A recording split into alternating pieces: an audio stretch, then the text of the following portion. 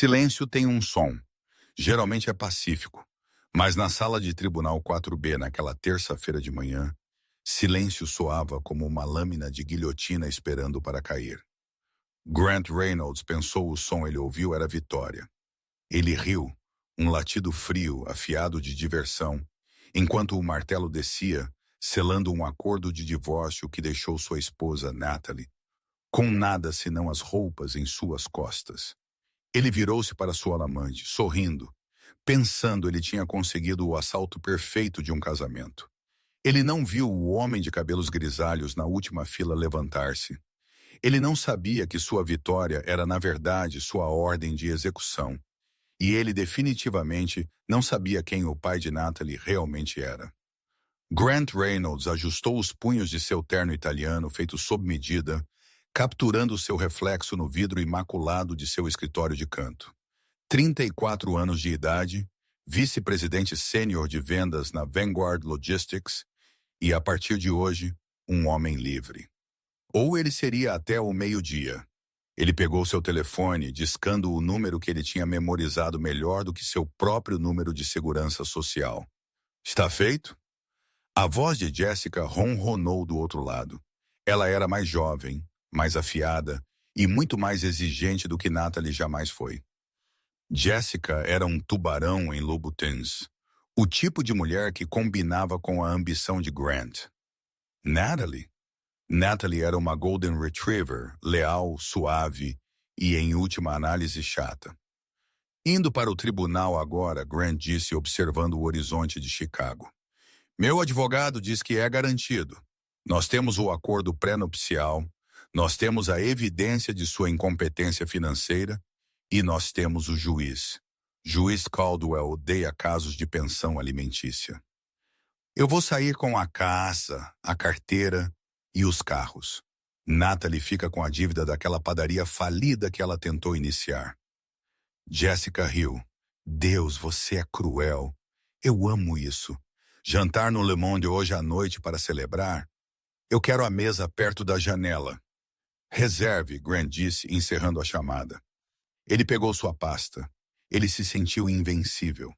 Por 5 anos ele tinha tolerado Natalie. Ela era doce, claro. Ela fazia um excelente cozido de panela e mantinha a cobertura deles imaculada. Mas ela não tinha visão. Quando Grant falava sobre expansão agressiva de mercado ou venda a descoberto de ações, Natalie perguntaria sobre o dia dele ou falaria sobre o jardim comunitário onde ela era voluntária. Ela era simples e Grant tinha superado o simples. Ele tinha orquestrado cuidadosamente este divórcio por 6 meses. Ele tinha movido ativos para empresas de fachada offshore sob o pretexto de expansão de negócios. Ele tinha manipulado suas contas conjuntas para fazer parecer que Natalie estava gastando dinheiro de forma imprudente, quando na realidade ele estava canalizando para uma conta para Jessica. Ele tinha pintado um quadro de uma esposa sanguessuga, incompetente e um marido trabalhador, sofredor. E hoje o sistema legal ia emoldurar esse quadro em ouro. Quando ele chegou ao tribunal, seu advogado, um tubarão chamado Baxter Thorne, estava esperando. Baxter não era barato. Ele custava mais por hora do que a padaria de Natalie fazia em um mês, mas ele valia a pena. Pronto para cortar o cordão, Grant? Baxter perguntou, alisando sua gravata. Mais do que pronto. Ela está aqui, dentro, sentada com algum cara com aparência de defensor público. É patético, realmente. Ela nem mesmo contratou um especialista. Grant zombou. Ela provavelmente não podia pagar um. Eu cortei os cartões de crédito dela na semana passada. Eles empurraram as pesadas portas de carvalho da sala de tribunal 4B. O ar estava viciado, cheirando a cera de chão e miséria.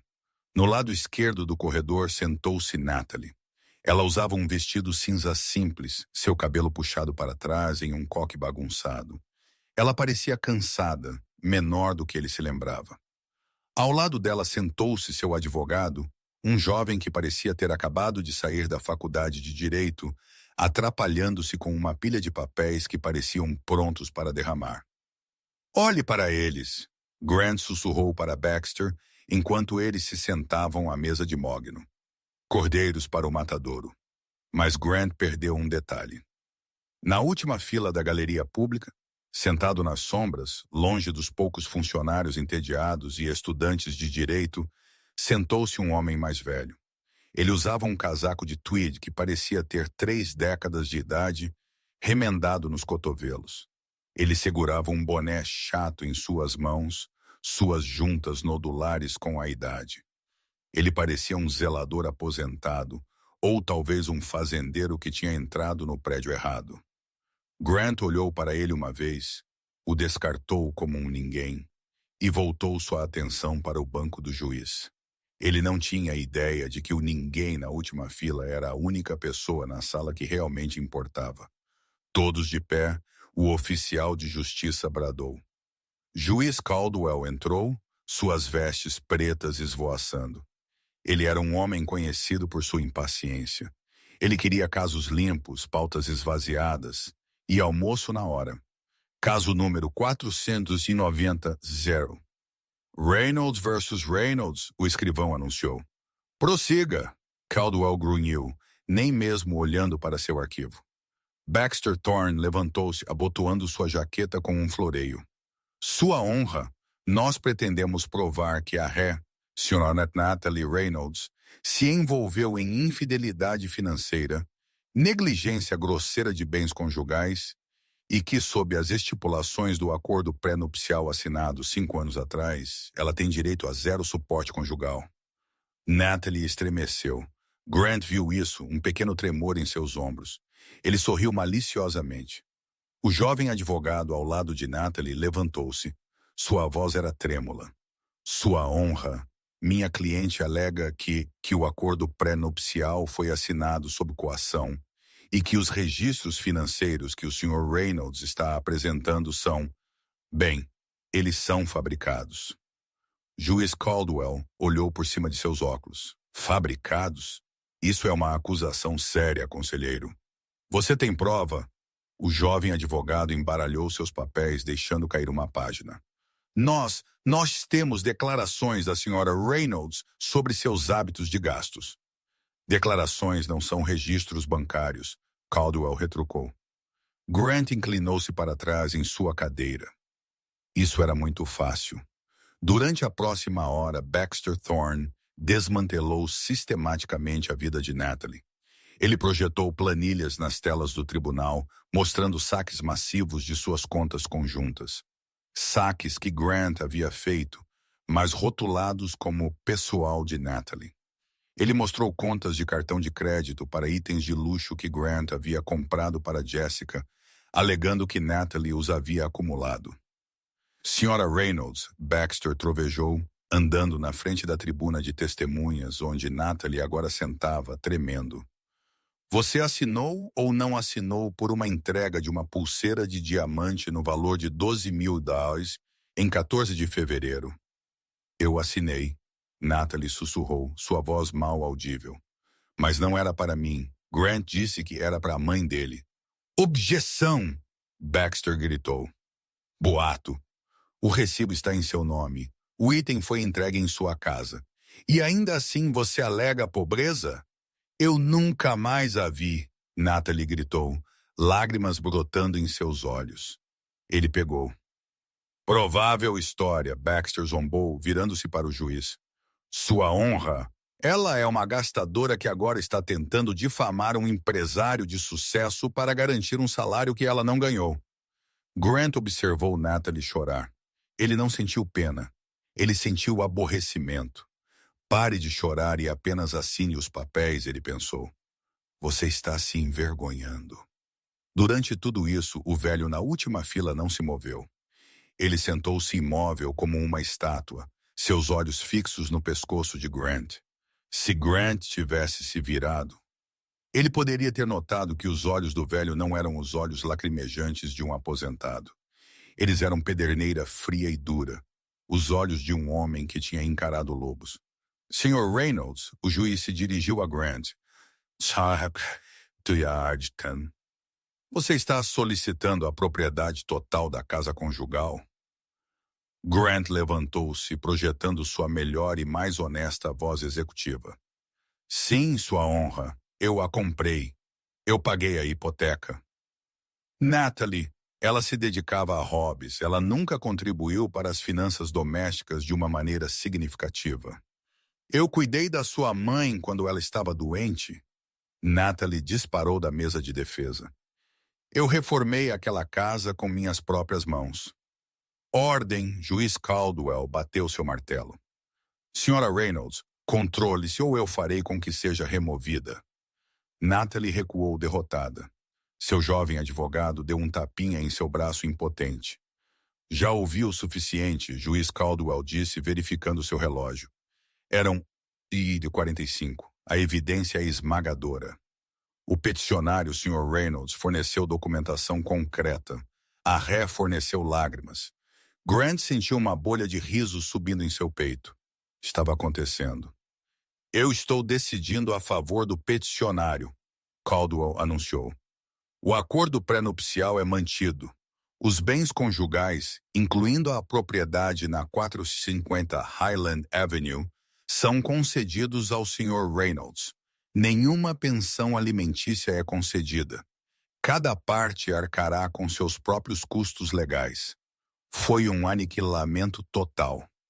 Natalie estava deixando o casamento com nada além de dívida.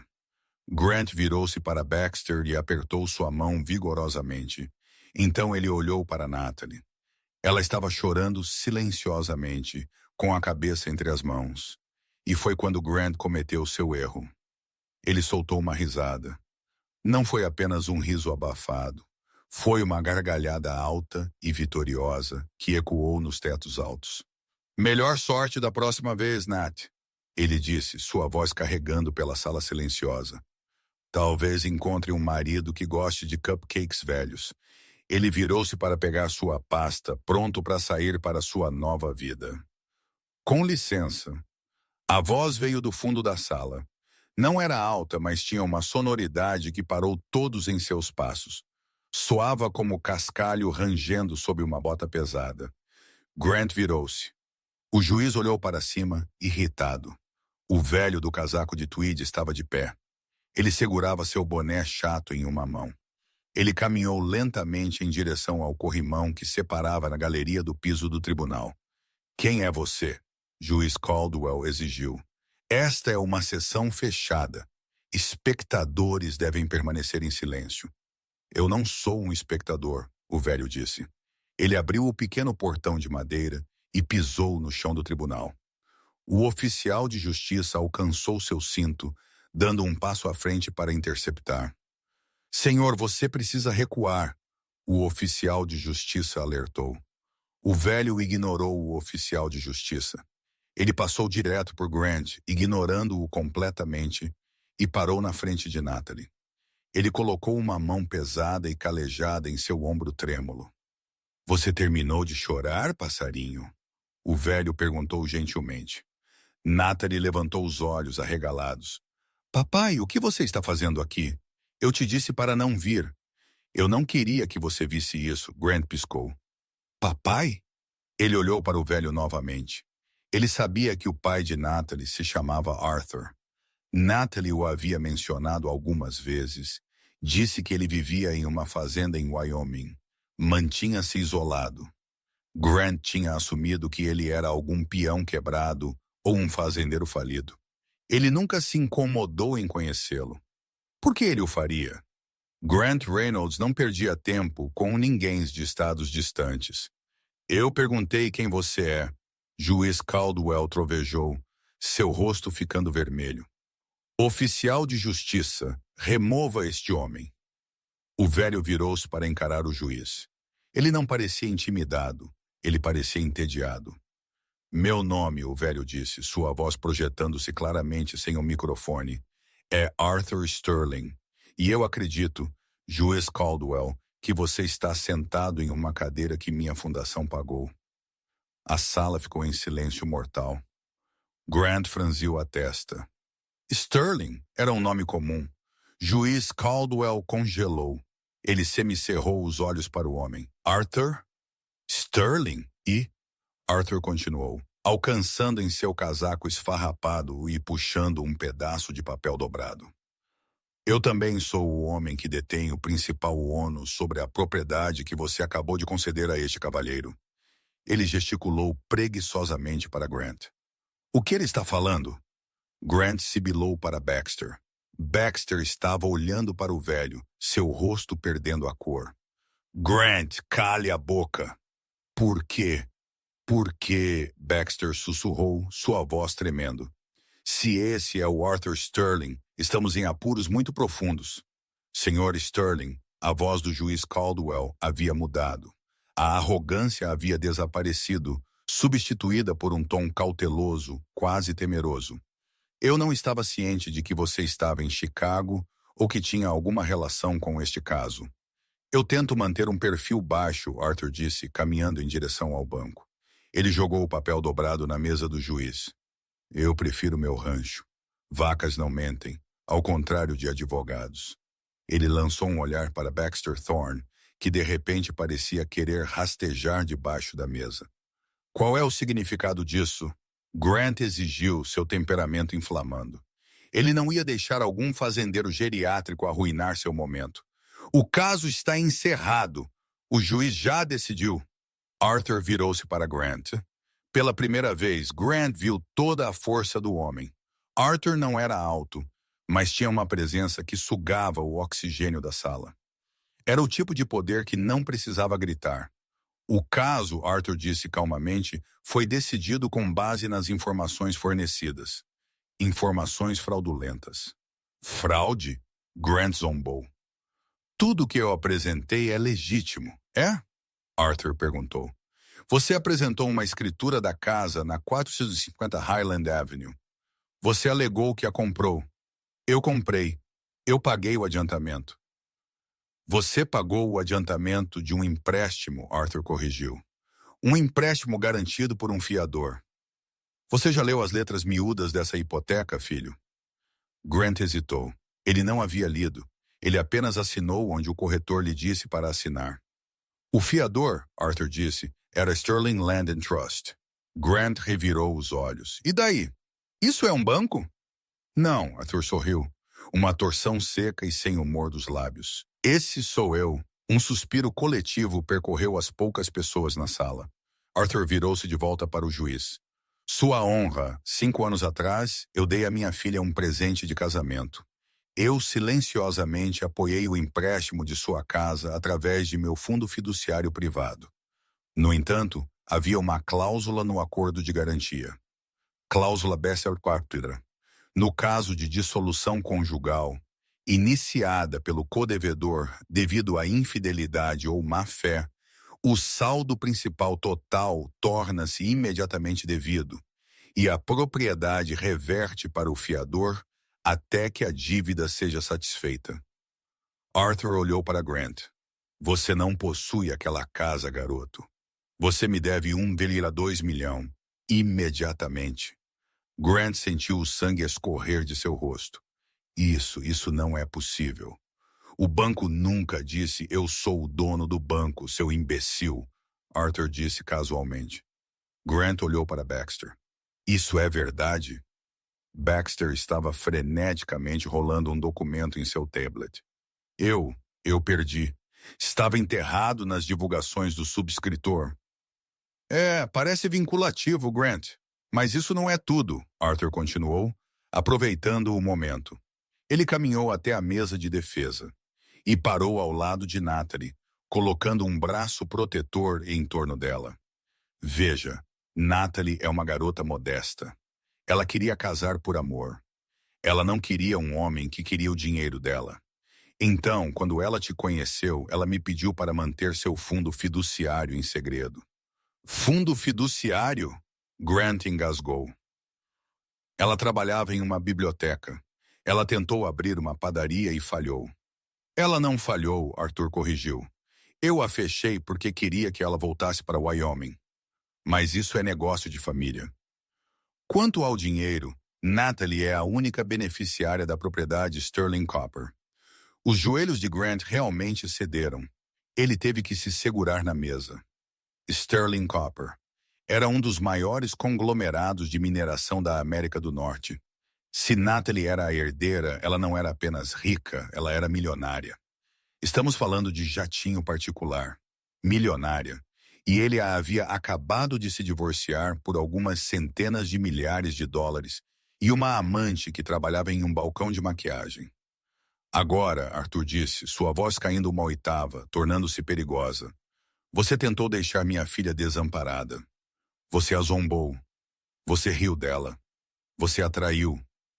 Arthur tirou outro documento de sua jaqueta. Meus investigadores têm te seguido por 3 meses, Grant. Nós temos as transferências bancárias para as Ilhas Cayman. Nós temos os recibos do apartamento que você alugou para a senhorita Jessica Vane. E nós temos provas de que você tem desviado dinheiro de sua própria empresa Vanguard Logistics para financiar seu estilo de vida. O coração de Grant parou. Isso é uma mentira, não é? Arthur olhou para o fundo do tribunal. Oficiais. As portas se abriram novamente. 2 oficiais da Unidade de Crimes Econômicos entraram, seguidos por um homem que Grant reconheceu instantaneamente. O CEO da Vanguard Logistics, Sr. Henderson. O Sr. Henderson parecia furioso. Grant Reynolds, Henderson cuspiu. Você está demitido e eu estou apresentando queixa. Grant olhou ao redor descontroladamente. 5 minutos atrás, ele era um homem livre, um divorciado rico, um vencedor. Agora as paredes estavam se fechando. Espere! Grant gaguejou, olhando para Natalie. Nat, querida, por favor. Isso é um mal-entendido. Eu estava confuso. Eu ainda te amo. Nós podemos resolver isso. Natalie levantou-se lentamente. Ela limpou suas lágrimas. Ela olhou para o homem que ela amou por 5 anos, o homem que acabara de rir de sua dor. Ela olhou para seu pai, que acenou encorajadoramente. Grant, Natalie disse, sua voz firme pela primeira vez naquele dia. Você não me queria. Você queria um troféu. E você não queria um parceiro. Você queria uma vítima. Ela pegou o decreto de divórcio que o juiz havia assinado. Você queria o divórcio, ela disse. Você venceu. Parabéns. Arthur Sterling deu um passo à frente, bloqueando a visão de Grant de Natalie. Ele olhou para os policiais. Ele é todo de vocês, senhores. O clique das algemas não foi o tilintar metálico que Grant tinha visto em filmes. Foi um som de catraca, um ranger mecânico que vibrou em seus antebraços. Era apertado, desconfortavelmente apertado, pinçando a pele delicada de seus pulsos e pressionando contra o tecido caro de sua camisa social sob medida.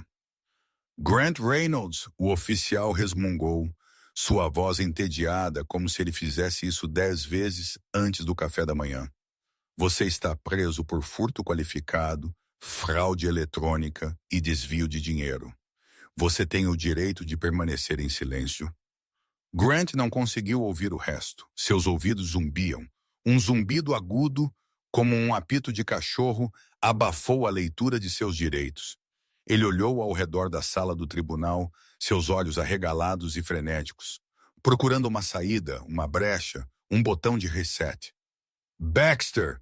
Grant gritou, torcendo seu corpo, fazendo o oficial puxar seu braço para cima dolorosamente. Baxter, faça alguma coisa! Isso é loucura! Diga a eles!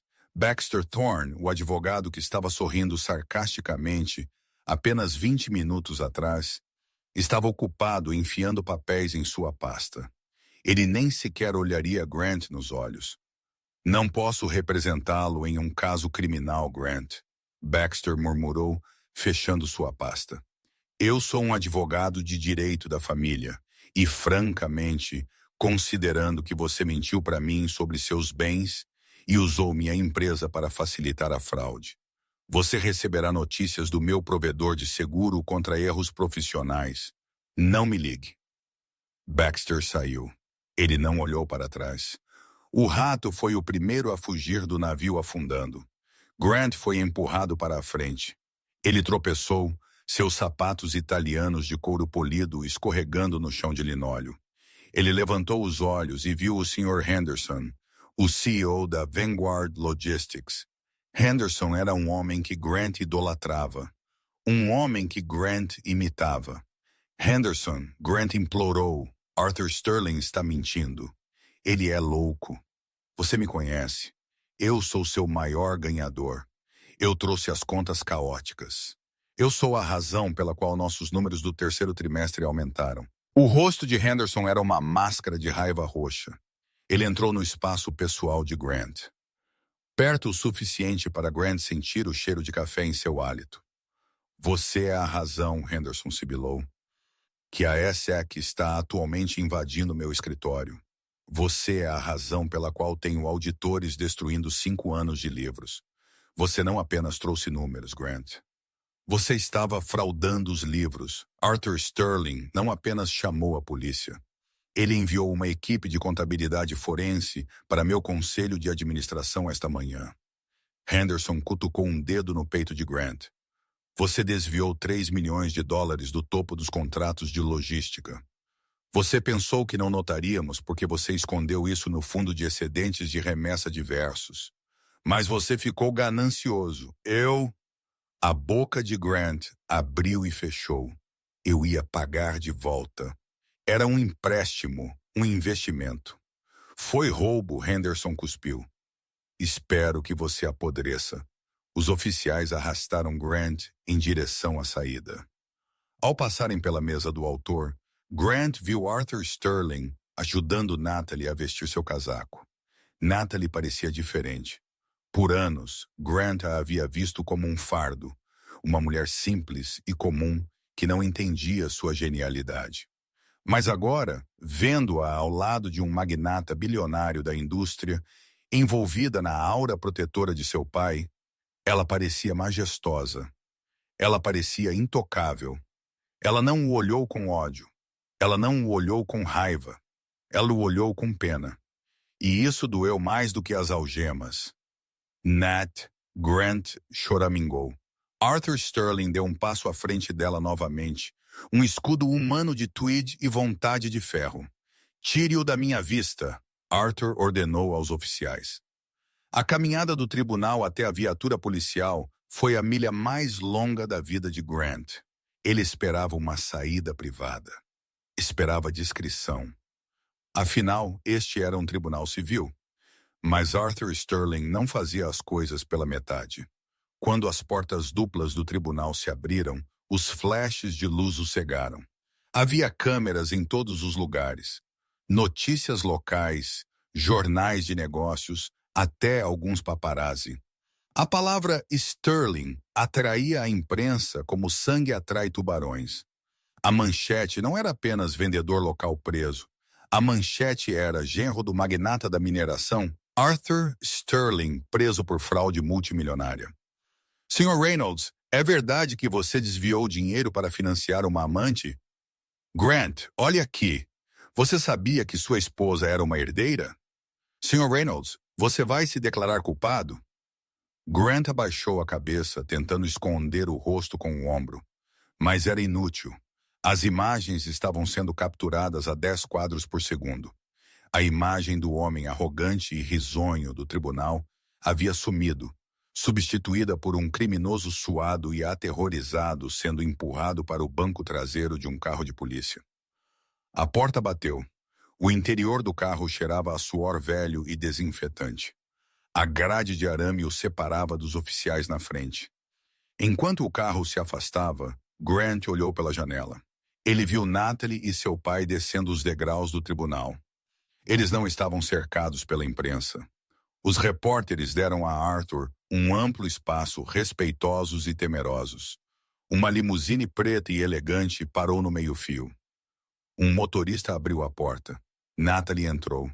Ela não olhou para o carro da polícia. Ela desapareceu atrás do vidro fumê, sumindo da vida de Grant tão completamente quanto um fantasma. Grant encostou a cabeça na janela fria da viatura policial. Seu coração batia um ritmo frenético contra suas costelas. Isso é um erro, ele disse a si mesmo. Eu posso consertar isso. Eu sou Grant Reynolds. Eu sempre venço. Eu só preciso fazer algumas ligações. Eu só preciso chegar a um telefone. Ele ainda não havia percebido que sua sequência de vitórias havia terminado. Os dados estavam contra ele no momento em que ele riu na cara de Arthur Sterling. A cela de custódia na 19ª Delegacia de Polícia, um contraste gritante com o escritório de canto na Vanguard Logistics. As paredes eram pintadas de um tom deprimido de bege institucional, descascando nos cantos. O banheiro era uma zombaria de privacidade de aço inoxidável no canto. O banco era de concreto duro e frio. Grant havia sido processado, suas impressões digitais tiradas, foto de registro tirada. Sua gravata, cinto e cadarços haviam sido removidos, deixando-o desgrenhado e frenético. Suas calças caras caindo na cintura. Ele estava sentado ali por 3 horas. Toda vez que a pesada porta de metal abria, ele pulava, esperando que fosse um advogado. Mas eram apenas oficiais trazendo mais bêbados ou pequenos ladrões.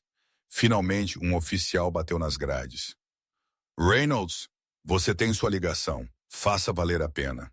Grant se levantou cambaleante. Ele foi levado a um telefone na parede. Ele tinha um número em sua cabeça, não o de sua mãe. Ela só choraria, não o de Baxter. Ele havia deixado sua posição clara. Jessica Vane, o amor de sua vida, ou pelo menos o amor de seu estilo de vida atual. Jessica era inteligente. Jessica era engenhosa. Jessica tinha conexões na cidade. Ela saberia o que fazer. Ela tinha acesso à conta secreta nas Ilhas Cayman, aquela a qual ele havia dado a senha, por via das dúvidas. Havia quase $400.000 lá. O suficiente para a fiança. O suficiente para fugir. Seus dedos tremiam enquanto ele discava o número dela. Toca, toca, toca. Alô? Sua voz estava ofegante e apressada. Havia ruído de fundo, o som de zíperes, o barulho de objetos duros. Jess, graças a Deus, Grant exalou, encostando a testa na parede fria. Querida, me escute, é um pesadelo. Um pesadelo total. Eu fui preso. Eu sei, Jessica disse. Sua voz não era calorosa, era seca. Eu vi nas notícias. O TMZ tem o vídeo de você sendo empurrado para o carro. Você parece terrível, Grant. Não importa como eu pareço. Grant sibilou. Escute, você precisa pegar o dinheiro. Acesse a conta das Cayman. Transfira o dinheiro da fiança para a delegacia. Eu preciso sair daqui para poder consertar isso. Eu preciso falar com Henderson. Houve uma pausa na linha, então o som de uma mala sendo fechada com zíper. Grant, Jessica disse, sua voz caindo para um tom que ele nunca tinha ouvido antes. Era o tom de uma estranha.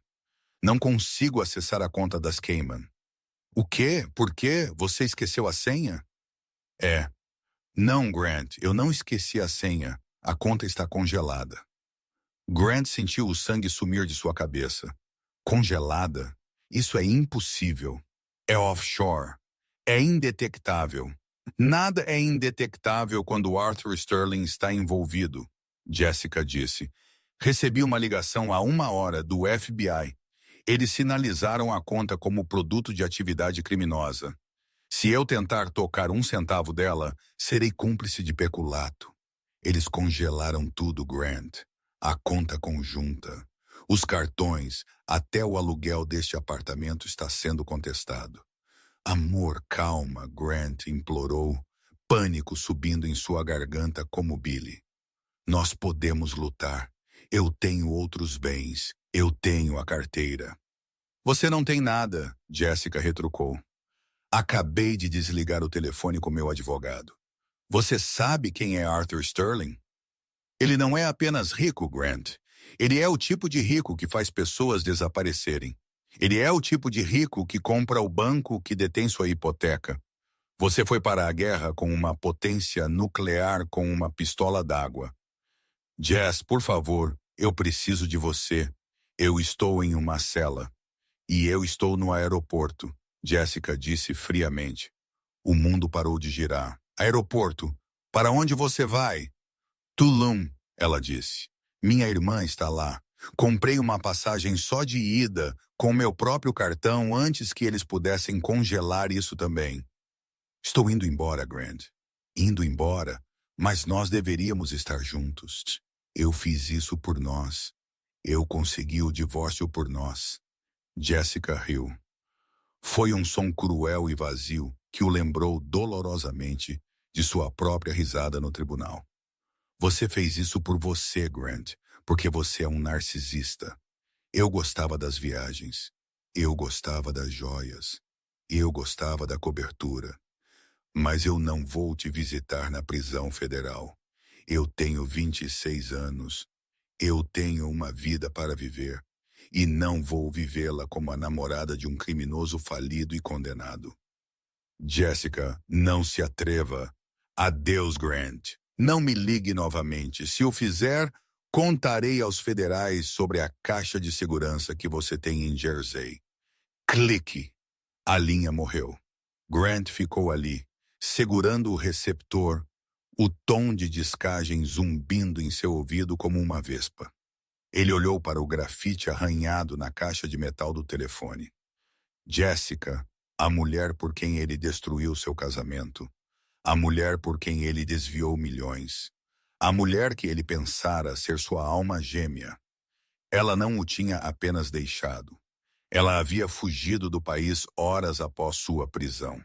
Seu tempo acabou, o oficial disse, agarrando o braço de Grant. Grant deixou o telefone pendurado pelo fio.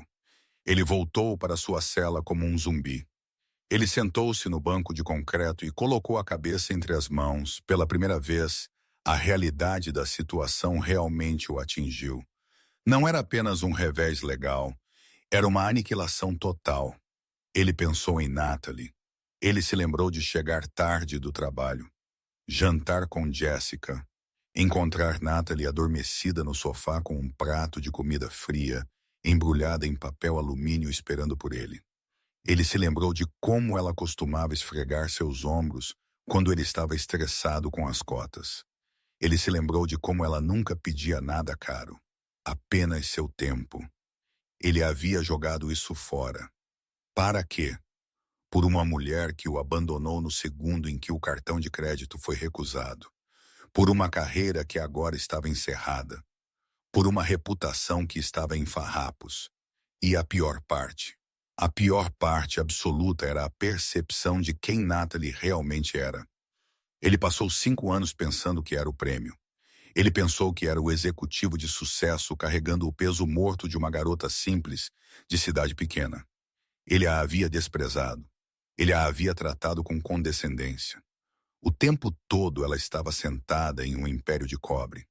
Ela poderia ter comprado a Vanguard Logistics e o demitido apenas por diversão. Ela poderia ter comprado o prédio da cobertura. Mas ela não o fez. Ela tinha vivido simplesmente porque queria uma vida real. Ela queria que ele a amasse, não o dinheiro de seu pai. E ele falhou nesse teste da maneira mais espetacular possível. Sterling Copper, Grant sussurrou para a cela vazia. Ele sabia o nome. Todos nos negócios sabiam o nome. Era dinheiro antigo, o tipo de dinheiro que construía ferrovias e cidades.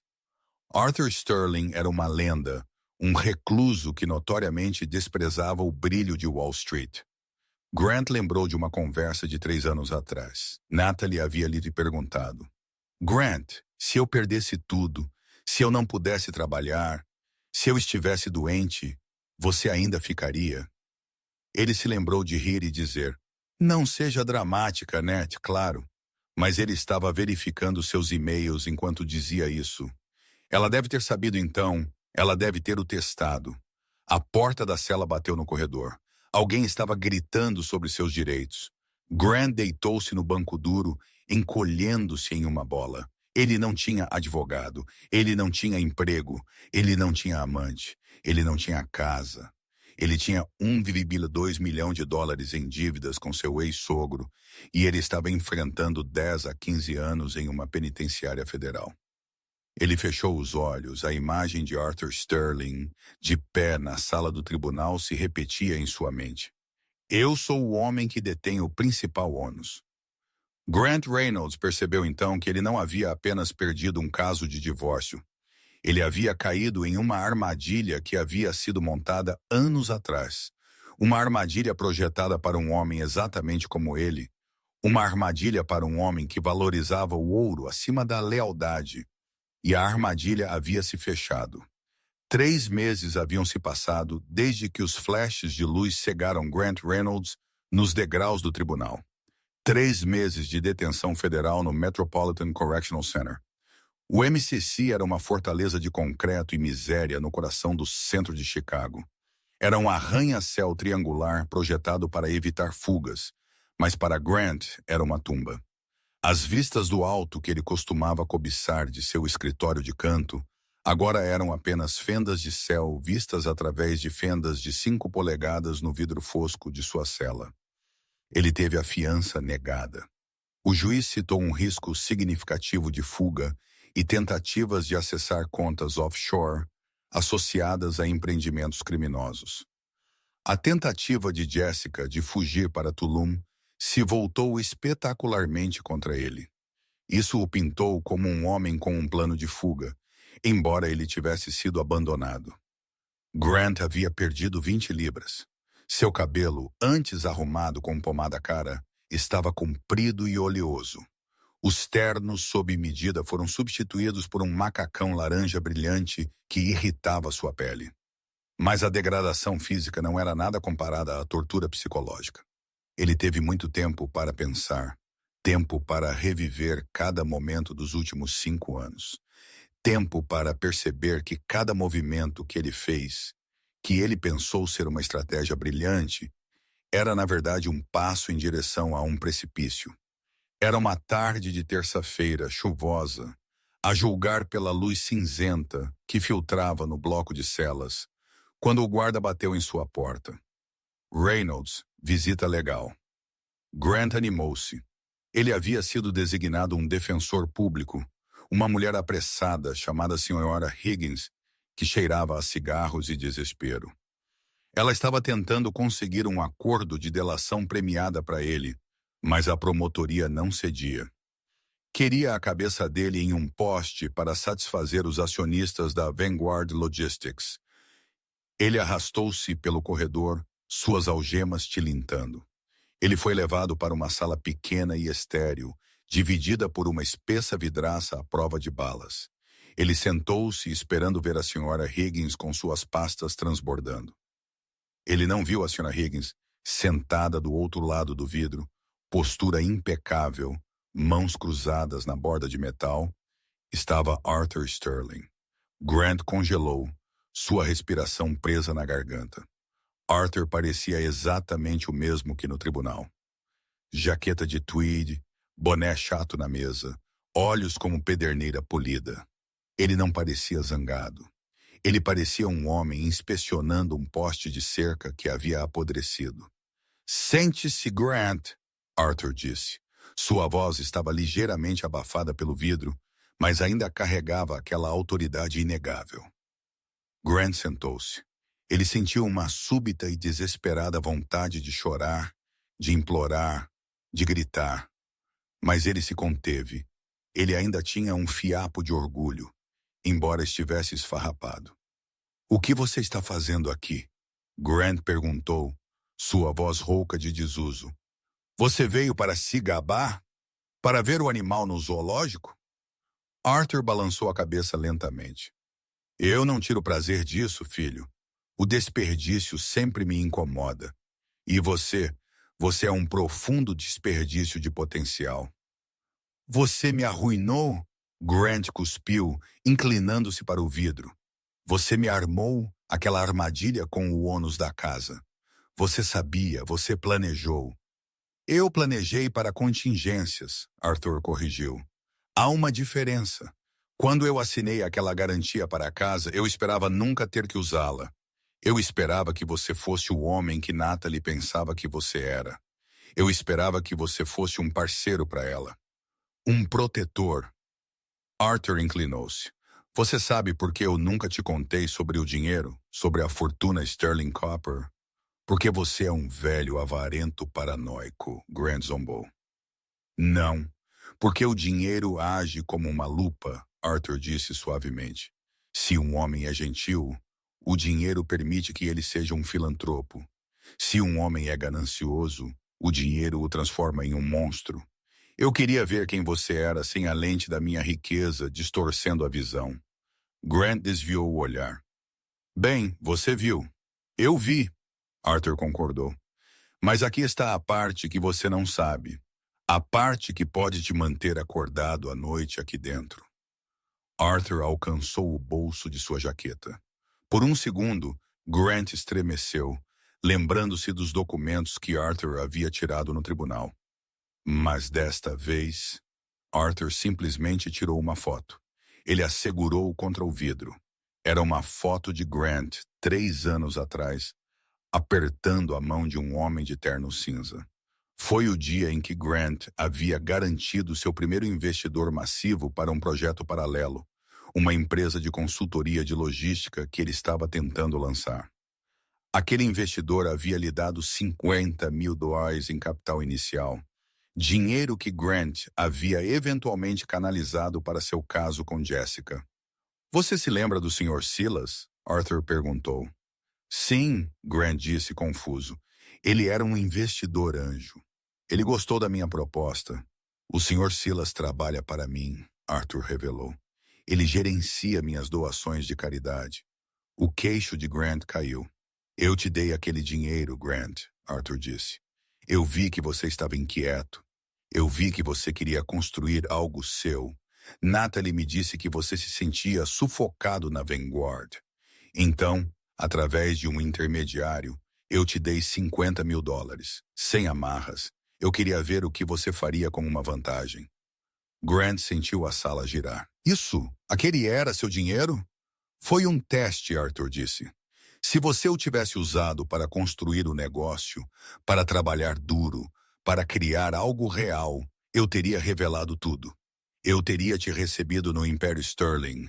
Eu teria te entregado as chaves do reino, Grant. Você tem o carisma. Você tem a ambição. Você poderia ter comandado a Sterling Copper um dia? Arthur abaixou a foto. Mas você não construiu o negócio. Você usou o dinheiro para alugar um Porsche. Você o usou para comprar jantares para mulheres que não eram sua esposa. Você pegou um presente destinado a construir um futuro. Você o usou para destruir seu presente. Grant olhou para a mesa. O peso da revelação era esmagador. Ele não havia apenas perdido o casamento. Ele não havia apenas perdido a casa. Ele havia perdido um destino. Ele poderia ter sido um CEO, um bilionário, um titã. Estava tudo planejado para ele, esperando que ele mostrasse apenas uma grama de integridade. E ele havia trocado tudo por um aluguel de carro e um caso com uma garota que o abandonou ao primeiro sinal de problema. Por que você está me contando isso agora? Grant sussurrou, lágrimas finalmente escorrendo. Por que me torturar? Porque Natalie queria que você soubesse, Arthur disse, levantando-se. Ele colocou o boné de volta. Ela queria que você soubesse que você não foi derrotado por um pré-nupcial. Você não foi derrotado por um advogado. Você foi derrotado por seu próprio caráter. Você tinha o bilhete de loteria premiado em seu bolso por 5 anos. Grant. E você o jogou fora porque estava muito ocupado procurando troco na calçada. Arthur virou-se para sair. Espere! Grant gritou, batendo a mão contra o vidro. Como ela está? Por favor, apenas me diga. Ela me odeia? Arthur parou na porta. Ele olhou para trás, sua expressão ilegível. Ela não te odeia. Grant, ódio requer energia. Ela está indiferente. Ela está seguindo em frente. Ela encontrou sua luz novamente, agora que não está mais em sua sombra. A pesada porta de aço bateu, deixando Grant sozinho no silêncio. O eco da porta soou exatamente como o martelo que havia encerrado sua vida. As estações haviam mudado em Chicago. O vento cortante do inverno havia se derretido na lama cinzenta do início da primavera. Mas dentro do Tribunal Distrital Federal, o ar permanecia congelado. Grant Reynolds sentou-se à mesa de defesa, suas mãos cerradas tão fortemente que seus nós dos dedos haviam assumido a cor de osso velho. Ele não parecia em nada com o homem que havia rido no tribunal de divórcio 6 meses atrás. A inclinação arrogante de seu queixo havia desaparecido, substituída por uma curvatura permanente. Seu cabelo, antes seu orgulho e alegria, estava ralo e sem brilho. Jogado desajeitadamente sobre a gola do terno barato e mal ajustado que seu defensor público havia conseguido para ele. Ele tinha 35 anos, mas parecia ter 50. A sala do tribunal estava lotada. Este não era o caso tranquilo do tribunal de família, onde ele havia tentado esmagar Natalie. Esta era uma audiência de sentença federal. A galeria estava cheia de acionistas de rosto sombrio da Vanguard Logistics, funcionários que haviam perdido seus bônus por causa de seu peculato e jornalistas famintos pelo capítulo final do escândalo do genro Sterling. Grant examinou as últimas filas novamente, seus olhos desviando freneticamente. Ele estava procurando por um brilho de cabelo loiro. Ele estava procurando por Natalie. Ele disse a si mesmo que queria pedir desculpas, mas no fundo, nos cantos escuros e honestos de sua mente, ele sabia a verdade. Ele queria que ela o salvasse. Ele queria que a mulher que ele havia chamado de chata e simples usasse seus bilhões para fazer esse pesadelo parar. Mas a última fila era um mar de estranhos. Natalie não estava lá. Ela não havia enviado uma carta.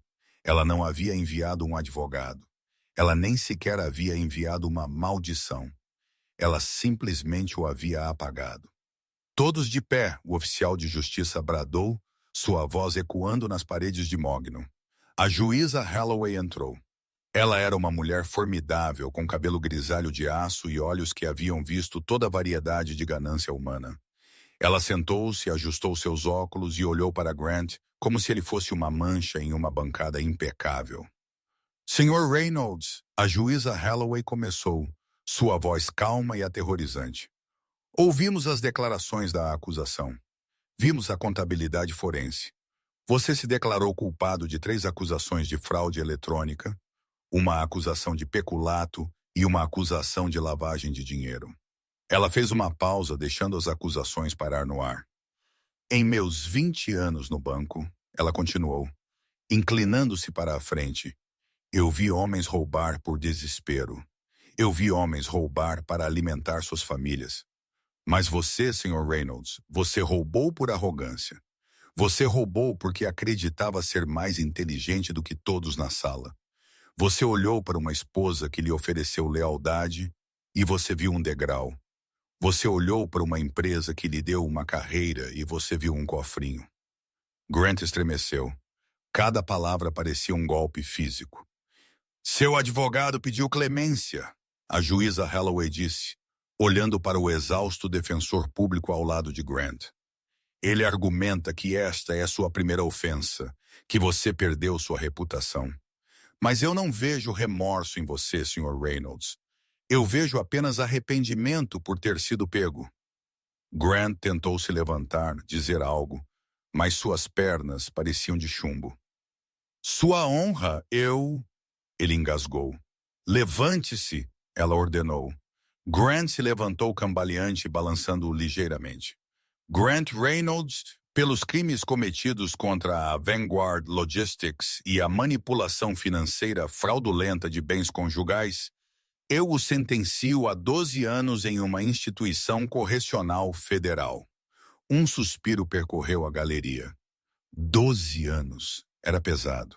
Era uma vida inteira. Você não será elegível para liberdade condicional por pelo menos 10 anos, Holloway acrescentou, martelando o último prego no caixão.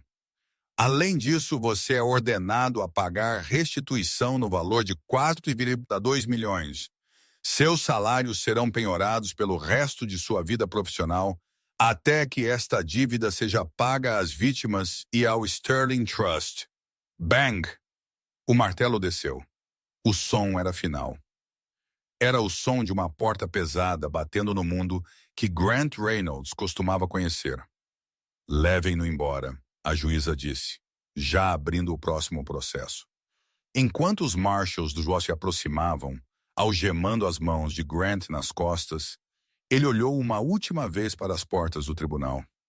Ele percebeu então que o silêncio que ele havia ouvido quando riu de Natalie não era vitória. Era o universo prendendo a respiração antes do golpe. 3 semanas depois, a transferência, a viagem de ônibus para a penitenciária federal, em Terre Haute, foi longa e cheirava a fumaça de diesel e corpos sujos. Grant sentou-se acorrentado ao assento, olhando pela janela para os campos de milho que passavam. Ele não tinha ninguém para ligar. Jessica Vane havia desaparecido no vento, supostamente vivendo com o último de suas joias em uma cidade costeira no México, provavelmente caçando seu próximo alvo. Seus amigos do clube de campo haviam bloqueado seu número no dia em que a notícia se espalhou. Baxter Thorne, seu advogado tubarão, estava enfrentando suas próprias audiências de cassação e havia ameaçado processar Grant por honorários advocatícios não pagos. Grant olhou para seu reflexo na janela do ônibus. O homem que o encarava era um estranho. Ele fechou os olhos e a memória se reproduziu em um loop. O momento no tribunal de divórcio. A sensação de invencibilidade. A risada. Foi a risada mais cara da história. Ele percebeu agora que Arthur Sterling não o havia apenas derrotado. Arthur o havia ensinado uma lição que levaria 12 anos para aprender. Grant havia passado sua vida perseguindo ouro, nunca percebendo que já estava segurando um diamante. O ônibus virou através dos pesados portões de ferro da prisão. O arame farpado brilhou ao sol. Grant Reynolds, detento número 8992, desceu do ônibus e caminhou para as sombras. Wyoming. O Copper Creek Ranch, a 1000 milhas de distância, o mundo estava amplamente aberto.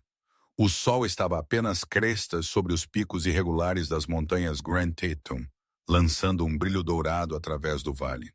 O ar aqui era fino e nítido, cheirando a agulhas de pinho, terra úmida e sálvia. Natalie Sterling estava na varanda envolvente da casa principal do rancho. Ela segurava uma caneca de cerâmica de café fumegante, observando o vapor enrolar-se na luz da manhã. Ela parecia diferente, a mulher que havia se aglomerado no tribunal, vestindo vestidos cinzas sem forma para se esconder, havia desaparecido. Em seu lugar estava uma mulher que ocupava espaço.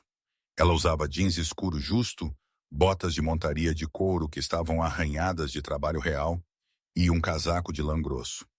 Seu cabelo, que ela costumava manter em um coque apertado e severo porque Grant dizia que cabelo solto era bagunçado, caía em ondas douradas suaves em suas costas. Ela respirou fundo, enchendo seus pulmões com o ar puro da montanha. Por 5 anos, ela se sentiu como se estivesse prendendo a respiração, andando em ovos, tentando ser menor para que Grant pudesse se sentir grande. Agora ela podia respirar. A porta da tela rangeu atrás dela. Arthur Sterling saiu, vestindo seu casaco de tweed habitual, parecendo mais um peão de rancho do que um magnata da mineração bilionário. Chegaram notícias, Arthur disse suavemente, encostando-se ao corrimão ao lado dela. Natalie não se virou. Ela manteve os olhos no horizonte, onde uma manada de alces se movia lentamente pelo pasto inferior. Está feito? Está feito, Arthur confirmou. A juíza Holloway o sentenciou a 12 anos e restituição total. Natalie tomou um gole de seu café. Ela esperou pela onda de emoção, tristeza, pena, talvez uma faísca persistente de amor. Mas não havia nada, apenas uma paz tranquila e estabelecida. Era como terminar um livro que estava se arrastando por muito tempo. Você não lamenta o fim. Você apenas fecha a capa e o coloca de volta na prateleira. É muito tempo, ela disse simplesmente. É o tempo que ele ganhou, Arthur respondeu. Ele observou sua filha cuidadosamente. Como você se sente? Natalie virou-se para seu pai. Seus olhos estavam claros e brilhantes. Eu me sinto leve. Eu me sinto como se tivesse acordado de um longo e febril sonho. Arthur sorriu, as linhas ao redor de seus olhos enrugando. Bom, porque você tem trabalho a fazer, o conselho aprovou os documentos finais esta manhã. O rosto de Natalie se iluminou, um sorriso genuíno que transformou seu rosto. A iniciativa da padaria? Sim. O Sterling Culinary Institute for Women. Arthur corrigiu com um sorriso. Totalmente financiado. Você é a diretora executiva. Vamos abrir os 3 primeiros locais em Chicago, Denver e Seattle. Você vai ajudar muitas mulheres a se reerguerem, Nat. Era o sonho que ela havia enterrado. Grant havia chamado sua culinária de perda de tempo. Ele havia fechado sua pequena loja. Agora ela usaria o império que ele cobiçava para construir um legado que duraria mais que todos eles. Ela pegaria mulheres que foram descartadas, subestimadas e quebradas, e lhes daria uma maneira de construir suas próprias vidas. Estou pronta, Natalie disse. Quero começar na segunda-feira. Segunda-feira? Arthur riu. Aproveite o fim de semana, querida. Vá cavalgar. Natalie colocou sua caneca no corrimão. No cercado, um garanhão preto, uma magnífica fera chamada Obsidiana, relinchou, sentindo sua presença. Você está certo, ela disse. Ela saltou sobre o corrimão da varanda, aterrissando suavemente na grama alta, exatamente como costumava fazer quando era adolescente, antes da cidade, dos ternos e das mentiras. Onde você vai? Arthur chamou, embora ele já soubesse.